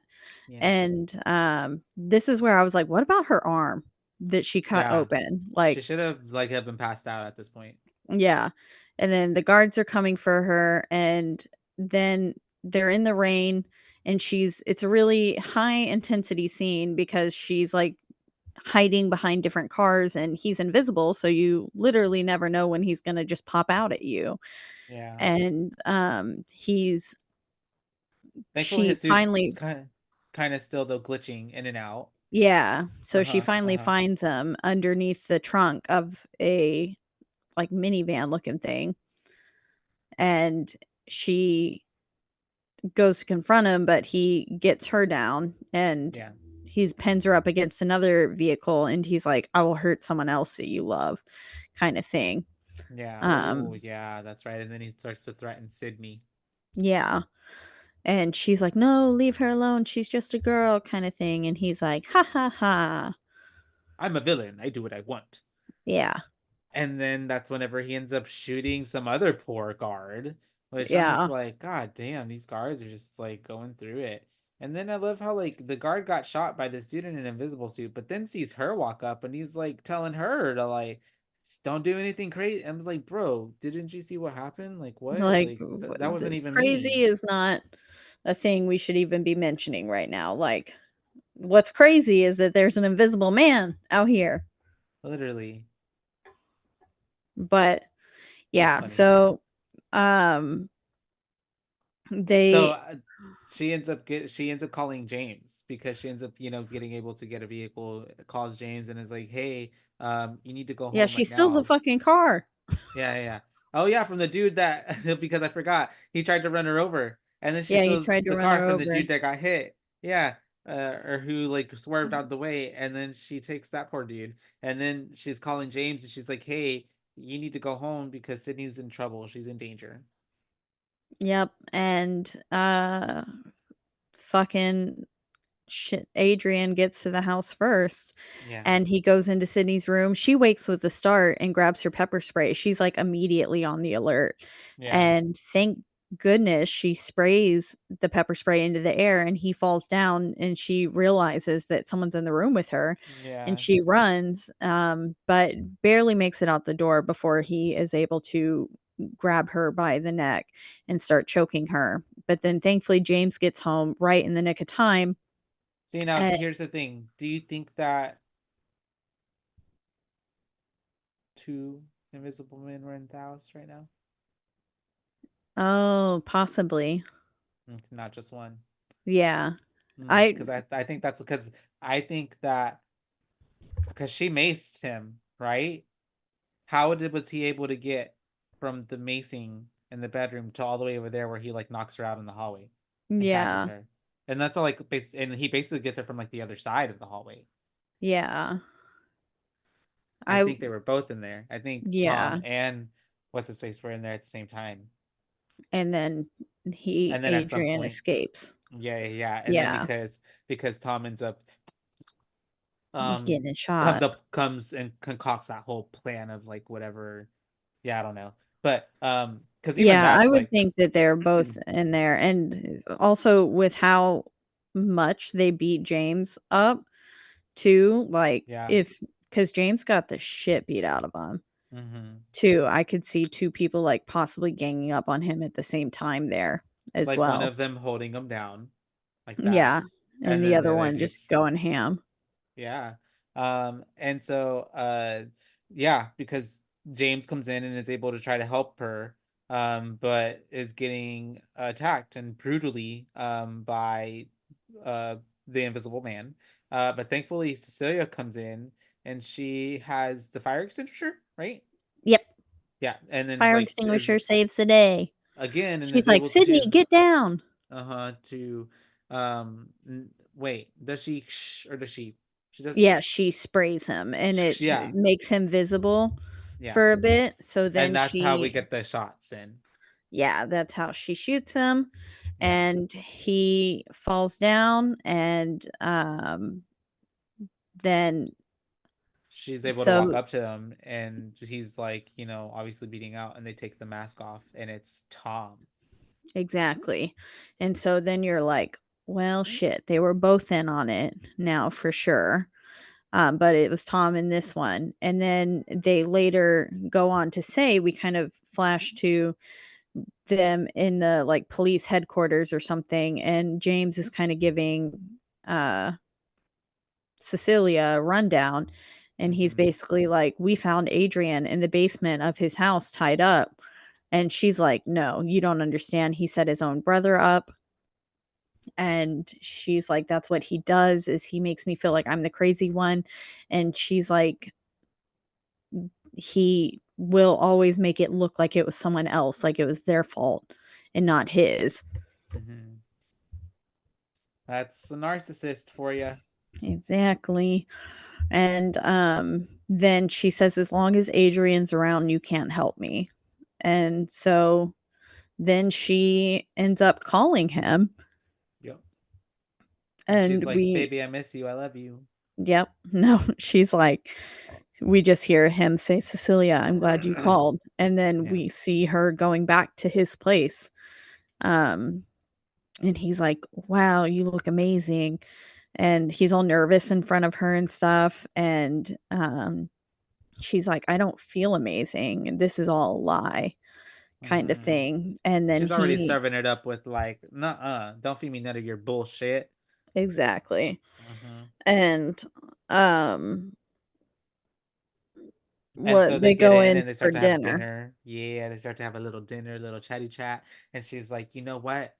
I'm willing to kind of like play along with this for one quick second. You know what? I'll entertain coming back, but you need to admit that it was you, that you did everything, that everything was you, and I'm not crazy. And like you made up this whole entire fucking shit. You fucking killed my sister.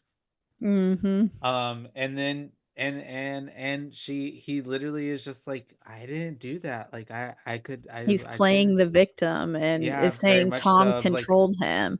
yeah, exactly. And then she's just kind of crying at this point because at this point she's just like, I think at this point she's fed up, right? And she's kind of like, man, Yeah. this like what a She's like, he freaking like believes his own delusions, like, he's so into it that he probably yeah. believes that he had nothing to do with it.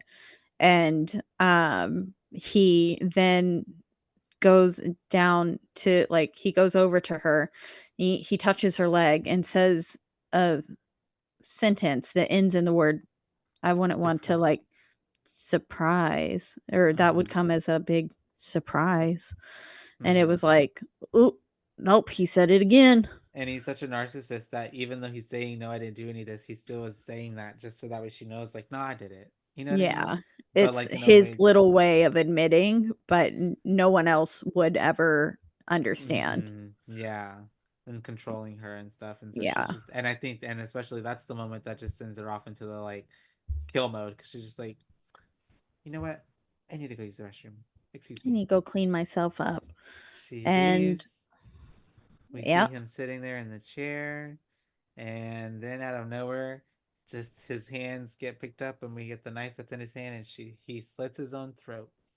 And then she ends up coming out as he's bleeding out on the floor, and she lets out her world class actress scream, and is making sure that she is can be seen by the cameras screaming right now at this point, and acting startled. And then she ends up calling the police and saying that he has unalived himself, and James is in the car like listening, so he's like, "Oh my gosh!" So he gets out of the car and like runs, try to get to the place, and yeah, she makes it seem like he killed himself, but then she's talking to him when she gets off of the phone with the police, and she gets to have this very what's the word, satisfying, I don't know, like satisfying. a Yeah. full circle moment, because what does she get to say to him, Caitlin? She says, surprise. Surprise, as he just Surprise, surprise. dies and the last Surprise, light surprise. leaves his eyes, and Mr. James gets to the house as she's walking out, and she's like, he's like, I thought you were gonna, you know, just try to get his confession or something like that. And she was like, I was genuinely, like, I Yeah. tried, He was but like, you never came here for a confession, right? And she was like, no, I genuinely wanted to. And then he's a fucking real homie because she was like, well, what did it sound like to you? And he was like, and she's like, it sounded like he killed himself. And he was like, yeah, it sounded that's like what he it sounded killed like. himself. Mm-hmm. And I was like, oh. And then she walks off triumphantly with this like kind of swelling, impending almost music though, that, Mm-hmm. and she takes a big deep breath in. And then we go to black. And that is 2020's The Ooh, Invisible Man. Suki's here. Hi, Suki. Say hello. Say hello. You sound like Blue's Clues.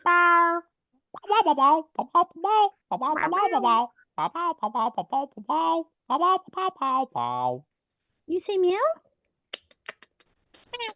She wants lots of little forehead kisses, though. She will not perform Yeah, she won't. She on demand. normally not on camera because She's not normally getting I'll paid. tell her, say meow, and she'll say meow.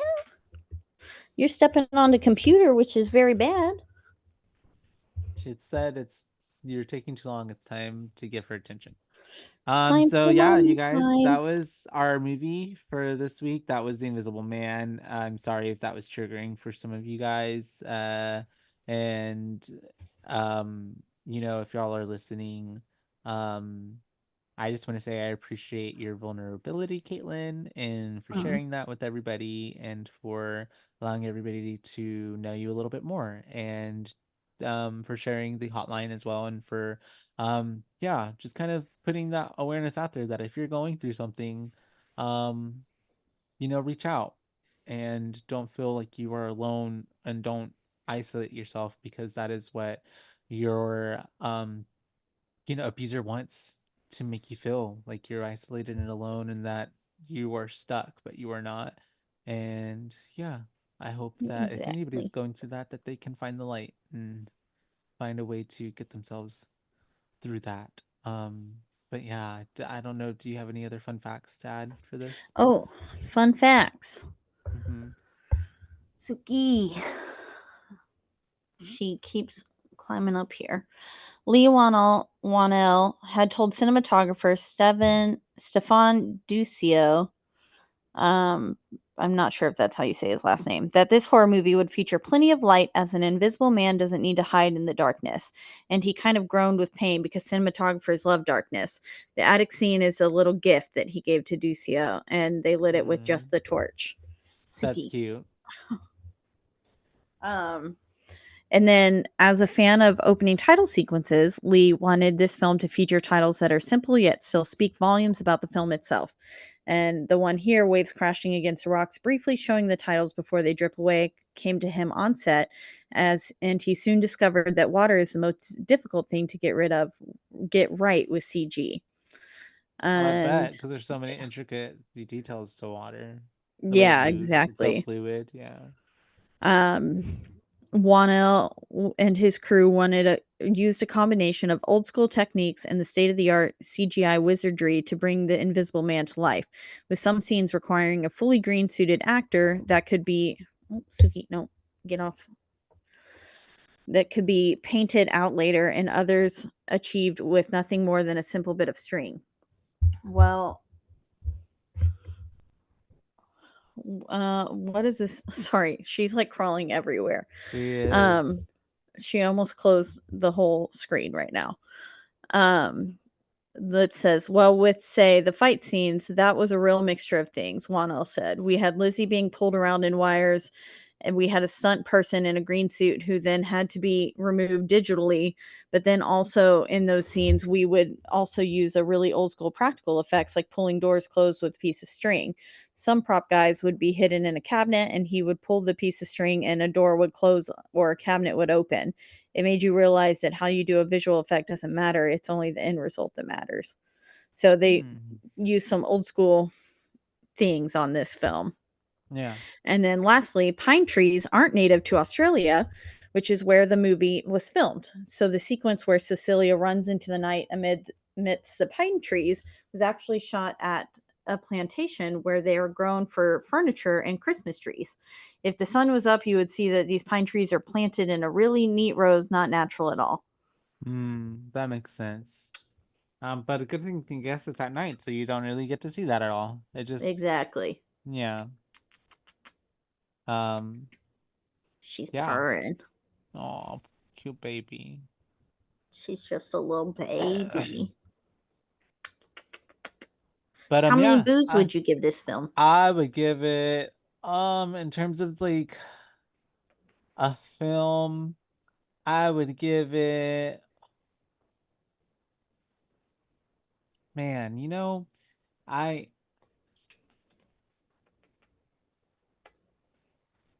maybe a 4. Yeah. I think a 4 because I think overall it was a really great film. I think that it told the story really well, without, especially I guess because of Lee Winnell's choices and the way that he didn't give us an opening situation. I like how, yeah, we were just kind of plucked and then put into her life at a specific moment in time, which is kind of very realistic because if you were to just have a movie put on anybody's life at any point in time, that's just kind of how it would look. You would have to put together pieces of it. And that's kind of what happens when you meet anybody, unless they're like you and me who are just open books and will just tell you everything about their whole lives the first moment they meet you, essentially. Yeah. Literally trauma dump. Trauma dump. You It's my favorite thing to do. you just figure that stuff out steadily, you know what I mean? You peel back the layers. And so this movie definitely had some layers to it. I think Miss Cecilia Elizabeth Moss, obviously her performance was really good. um she was able to sell the uncomfortableness, the fear, the kind of like gaslit craziness, like, you know what I mean, that like whenever she's like getting sedated and isn't getting put into the mental psych area, whatever, and she's like, I see you, like I know it was you, like you killed her, like it's really good. And like, it's obviously showing the depths of what she can take a character to. And then like her also moments of like whenever she gets to be like, I see you, gotcha, and she stabs him with and the suit and stuff. Like it's pretty cool, the spectrum she takes that character on. And I think everybody else did really good too. I actually really liked her sister too, like her sister's character. I thought Mm. she was pretty like interesting for being a side character. Like I think, and even the other character too is like Sydney. You fell in love with her because she was just sweetie, and she was just like, she was kind of like, she reminded me of Jazz. You know what I Yeah. mean? And then we had like that kid that's just like who's older, far beyond their years, but they're still a kid. You know what I mean? And then Mm-hmm. like James is really cool because he really was a great friend and really helped to like give like there it could have really easily leaned into him being the muscle of the film and like gave him more parts and like protecting her or something, but it didn't. It really just lent it all just like to her going through this whole situation almost alone, even though she had this support system around her. Yeah. And then we have the special effects, which I thought were really cool. I thought the sound was really good throughout the whole film. I thought the camera work, like some of like whenever she fell over and the camera followed her down, and then like I liked all the in between I thought this film had really good transitions, in between, stuff, Yeah, I liked a lot of the and transitions as well. and um yeah, I thought it was interesting. I thought it was pretty unique. I thought the whole like he's a tech genius and then like he made an invisible suit but like have cameras like that. I thought that was honestly it's so far I don't know, I don't get it whatsoever, but it's pretty cool.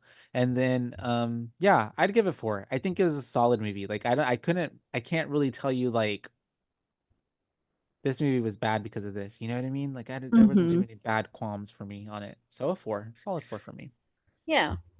Um, despite your triggering and all the trauma.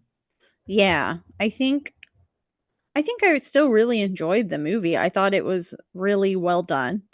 Um, I think that all the acting was superb, and all the idea, I know it came from H.G. Wells, but the idea alone is just so intriguing, and Yeah, it really captures you and makes you want to keep watching to figure out how it's going to end. And it was, yeah, it had some triggering moments for me. But I still think it was overall a really great film that, if you've not had any issues like that, you might enjoy it. And then you might find it triggering if you had, but it was still really, really a nice film to watch. Like, I thought it was really well done, and I don't know if I would watch it again personally. don't do it. Um, yeah, but That's I enough. I think it's still worth the watch if you can and feel comfortable watching it. Um, but it was, yeah, I think I would have to give it probably like a 4 as well. Um, I don't know. I was thinking 3.75 just because of just because of how it made me react. Yeah, But that's not the movie's fault. That's someone else's fault. history's fault. Yeah. Yeah, And so it's not the movie's fault at all. So I don't want to like, you know, yeah, penalize it for that. So I think, yeah, I think I would give it a 4 as well. It's a really well-rounded film. I loved the use of silence and then the use of everyday sounds in order to kind of create jump scares in moments. And then the soundtrack itself never took away from the film. It only built and added to it. I thought it was really good. hmm And uh yeah, just the idea alone. I would be interested in reading H.G. Wells' The Invisible Man just to, like, see how it stacks up, and just knowing that that is a book from, like, 1897 or whatever, like, yeah. And how they how, were able to modernize it. yeah, modernize it, and I wonder, like, how it was, like, in the actual original book. I'm Oh yeah, curious. we'll have But, to yeah, look I it up think I think a 4 from me too. So a as solid well. 4 4. Solid 4 for 2020's The Invisible Man. 4 by 4 and around we go. And a 4 by 4. That reminds me of that Miley Cyrus song. You know what I'm talking about? 4 by 4 Uh, and a 4 by 4.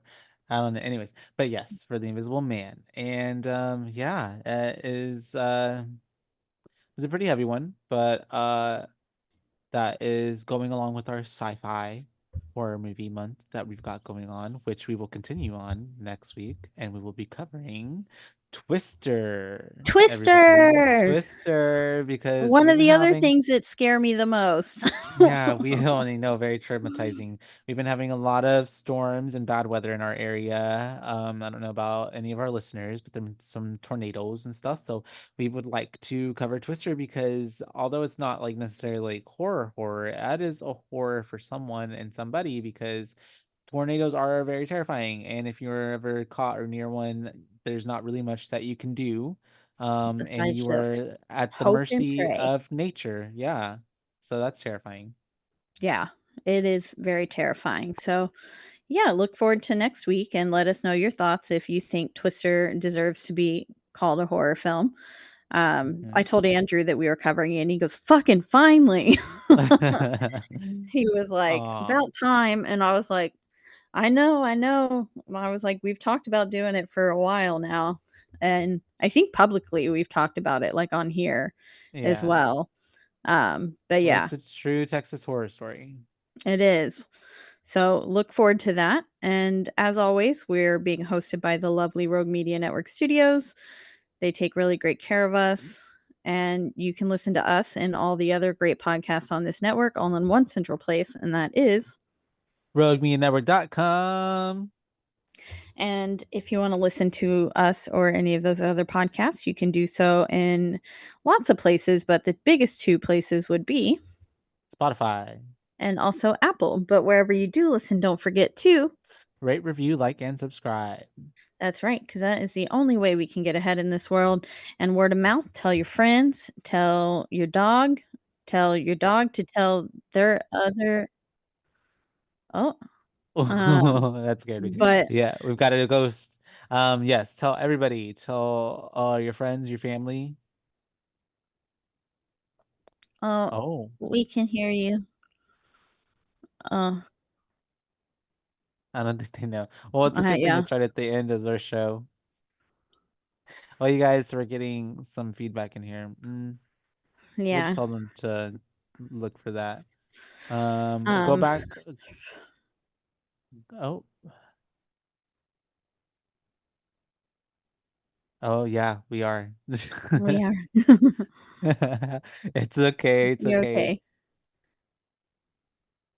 Hi, are we on the public affair? Oh, hello. Hi, everybody. Shout out. This is Boobaes, you guys. If Boobaes. y'all like horror movies, please listen to our podcast. We cover horror movies. You just get to listen to us bullshit.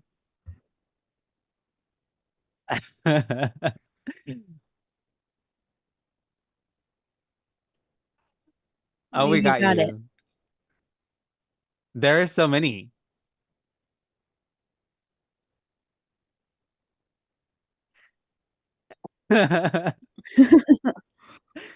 Guest Leave it in. Leave it appearance. in. Yes, literally. Wow. Okay, Okay, let's do it.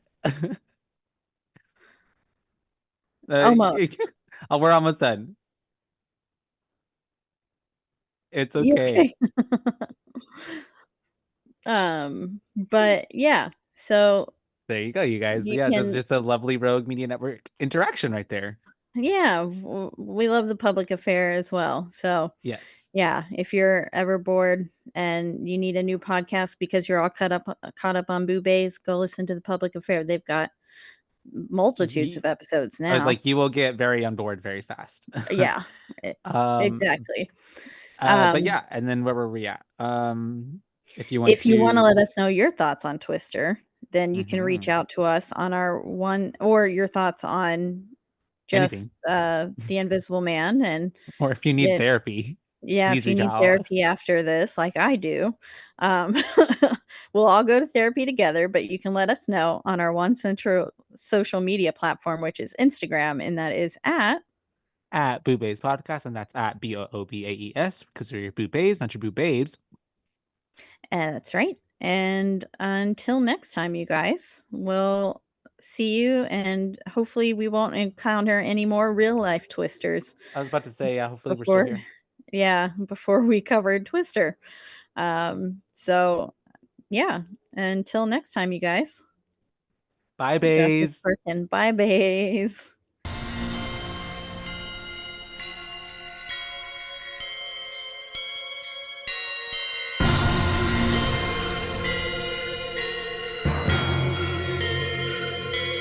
Boobaes.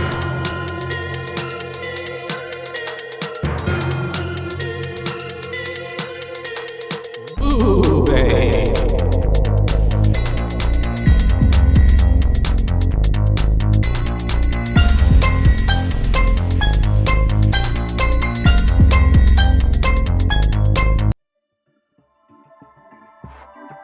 This has been a Rogue Media Network production.